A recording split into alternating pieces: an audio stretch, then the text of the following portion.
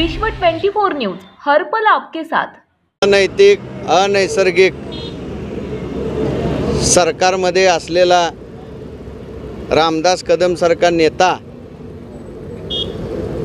अतिशय खालच्या पातळीवर जाऊन ठाकरे परिवारावर, ठाकरे परिवारांच्या महिला सदस्यांवर घाणेरड्या प्रकारचे जे वक्तव्य आणि टीका केलेले आहेत ते त्यांच्या आयुष्याच्या कारकिर्दीला सुद्धा शोभणारी नाही आहे। रामदास कदमांनी इतके वर्ष शिवसेना प्रमुखांच्या मार्गदर्शनाने, त्यांच्या आशीर्वादाने शिवसेनेमधले अनेक पदं भूषवली।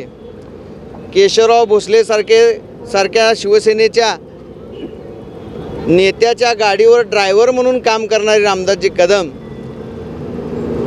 आज त्यांनी आयुष्यामध्ये जेवढी काय इज्जत कमवली ती सगळी घालवून घेतलेली आहे। राजकारणाचा थर अतिशय नीच आणि खालच्या पातळीला जाऊन त्यांनी जे भाषा वापरली त्यांनी त्या दापोलीमध्ये ते अतिशय निंदनीय आहे। आणि ती टीका महाराष्ट्रातला नव्हे देशातला कोणताही शिवसैनिक खपवून घेणार नाही।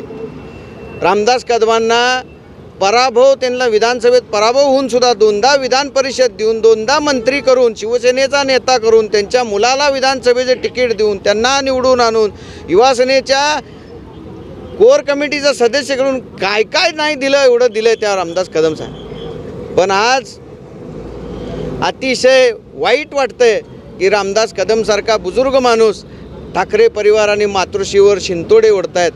अतिशय निंदनीय बाब आहे। आणि शिवसेना उत्तर सोलापूरच्या वतीने आम्ही सर्व शिवसेनेचे सर्व पदाधिकारी त्याचा तीव्र धिक्कार करत आहोत। गुलाबराव पाटील सारखा पानटपरी चालवणाऱ्याला त्यांनी आमदार केलं, मंत्री केलं आणि तो सुद्धा माणूस इतका घसरावा।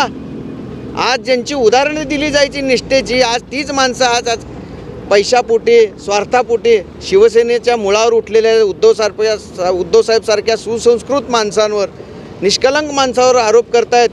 शिवसेना अजिबात खपवून घेणार नाही।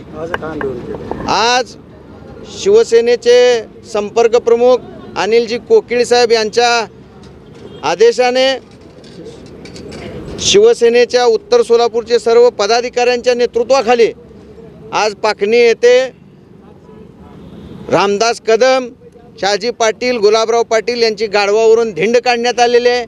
त्यांचा आम्ही निषेध करतोय, धिक्कार करतोय आणि त्यांचा चपलेनं त्यांचा जोडो मारो आंदोलन या ठिकाणी झालेलं आहे। बस घे।